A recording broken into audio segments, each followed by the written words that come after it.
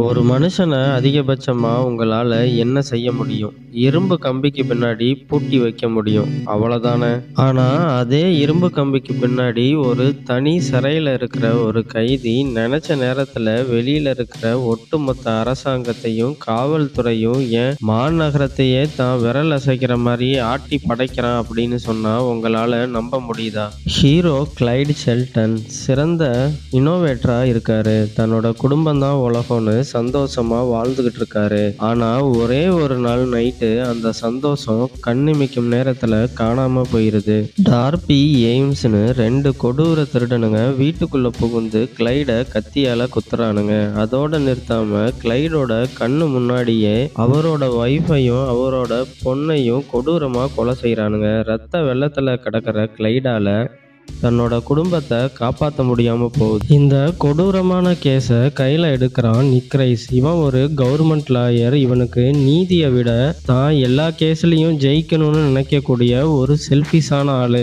இந்த கேஸ்ல போதுமான எவிடன்ஸ் இல்லைன்னு சொல்லி டார்பி கூட ஒரு சீக்ரெட்டான டீல் போடுறான் நிக். இதனால கொலைக்கு உடந்தையா இருந்த எய்ம்ஸுக்கு மரண தண்டனையும், உண்மையாகவே இந்த கொடூர கொலை செஞ்ச டார்பிக்கு சில ஆண்டு மட்டுமே சிறை தண்டனை கிடைக்குது. கோர்ட்டுக்கு வெளியில டார்பியும் நிக்கும் கை குலுக்கி சிரிச்சுக்கிறாங்க. இத தூரத்துல இருந்து பாக்குற கிளைடுக்கு இந்த கான்ஸ்டியூஷன் மேலையும் இந்த கவர்மெண்ட் மேலையும் வெறுப்பும் பழிவாங்குற எண்ணமும் வருது.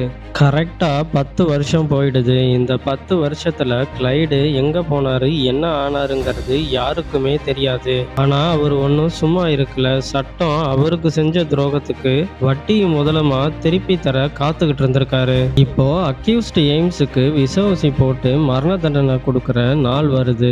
இன்ஜெக்ஷன் போட்ட சில செகண்ட்லயே எய்ம்ஸ் அமைதியான முறையில சாகணும். அதுக்கு பதிலா அவன் நரம்பு புடைக்க, உடல் முழுக்க ரத்தம் கொதிக்க, வலியால அலறி அடிச்சு துடிச்சு சாகுறான். இத நேர்ல பாக்குற நிக் ஷாக் ஆகுறான். இந்த விஷ ஊசி போடுற மிஷினோட சாஃப்ட்வேரை மாத்தி அதுக்குள்ள பயங்கரமான கெமிக்கலை கலந்தது வேற யாரும் இல்ல, ஹீரோ கிளைடு தான். அடுத்து வெளியில சுகபோகமா சுத்திக்கிட்டு இருக்கிற A1 அக்யூஸ்ட் டார்பிய போலீஸ் மாதிரி ஆக்ட் பண்ணி அவனை கடத்துறாரு. ஒரு பாலடைஞ்ச கிடங்குல டார்பிய ஒரு இரும்பு மேசையில கட்டி போடுறாரு கிளைட். இங்க கிளைடு தன்னோட இனோவேஷன் திறமைய பழி வாங்கறதுக்கு பயன்படுத்துறாரு. டார்பிக்கு உடம்புல வலி தெரியாம இருக்க ஒரு கெமிக்கலை இன்ஜெக்ட் பண்றாரு. அவனால ஒரு இன்ச்சு கூட உடம்ப அசைக்க முடியாது, கத்தவும் முடியாது. டார்பியோட கண்ணை மட்டும் திறந்து வச்சுட்டு, நீ என் குடும்பத்துக்கு செஞ்சதை விட உனக்கு 1000 மடங்கு திருப்பி செய்ய போறேன்னு சொல்லி டார்பியோட உடம்ப அவன் கண்ணு முன்னாடியே ஒன்னொன்னா வெட்டி எடுக்கிறார். டார்பியோட சிதைக்கப்பட்ட உடலை போலீஸ் கண்டுபிடிக்கிறாங்க. சந்தேகம் நேரா கிளைடு மேல விழுவுது. போலீஸ் அவரோட வீட்டை சூறையாடும் போது கிளைடு தப்பிக்க பார்க்காம ட்ரெஸ் எல்லாத்தையும் கழட்டிட்டு அமைதியா போலீஸ் கிட்ட சரணடைறாரு. அவரை ஜெயில போட்டுடுறாங்க. ஆனா அதுதான் கிளைடு நிக் ரைஸுக்கு வச்சிருக்கிற ட்ராப்புங்கிறது அப்ப யாருக்கும் தெரியாது. ஜெயில இருக்கிற கிளைடு நிக்கு கிட்ட, நான் சாப்பிட்றதுக்கு நல்ல ஃபுட்டும் படுக்கிறதுக்கு நல்ல பெட்டும் நான் சொல்ற டைமுக்குள்ள நீங்க கொடுத்தீங்கன்னா டார்பியோட அட்வொகேட்டை எங்க மறைச்சு வச்சிருக்கேன்னு சொல்றேங்கிறாரு. நிக்கும் கேட்டது மாதிரியே எல்லாம் பண்ணி தரான். ஆனா கொஞ்சம் லேட்டா பண்ணதுனால டார்பியோட அட்வொகேட்டு கொடூரமா செத்து போறான். இதுக்கப்புறம் தான் கிளைடு கேமையே ஸ்டார்ட் பண்றாரு. கிளைடோட டிமாண்டை கவர்மெண்ட் எப்பெல்லாம் ஏற்க மறுக்குதோ இப்ப நிக் டீம்ல இருக்கிற மற்ற அட்வொகேட்ஸோட காரெல்லாம் வெடிச்சு எல்லாருமே இறந்து போறாங்க. அதே மாதிரி நிக்குக்கு அநீதியா தீர்ப்பு கொடுத்த லேடி நீதிபதியோட மொபைல் போன்ல வெடிகுண்டை செட் பண்ணி அவங்களோட தலையையும் வெடிச்சு செதற மாதிரி செய்யறாரு கிளைட். ஜெயில இருக்கிற ஒருத்தனால எப்படி இதெல்லாம் பண்ண முடியுதுன்னு நிக் ரைஸ் யோசிச்சு அவனுக்கு பைத்தியமே பிடிச்சிருது.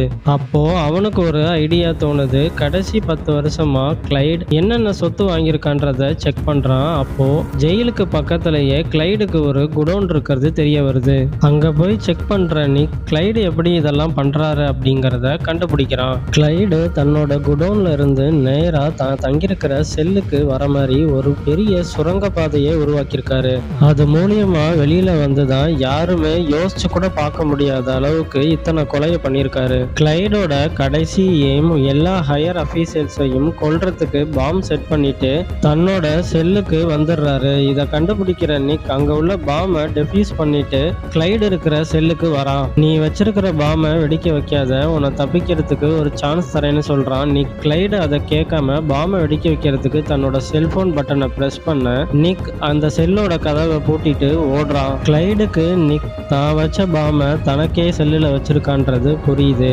அப்படியே அவரு தான் பொண்ணு கொடுத்த பிரேஸ்லெட்டை பார்க்கறாரு. நெருப்பு வந்து அவர் மேல படருது. இந்த படம் உங்களுக்கு எந்த மாதிரி ஃபீலிங்கை கொடுத்துச்சுன்றத கமெண்ட்ல சொல்லுங்க. அடுத்து ஒரு இன்ட்ரெஸ்டிங்கான வீடியோவில் சந்திப்போம். அது வரைக்கும் பாய்.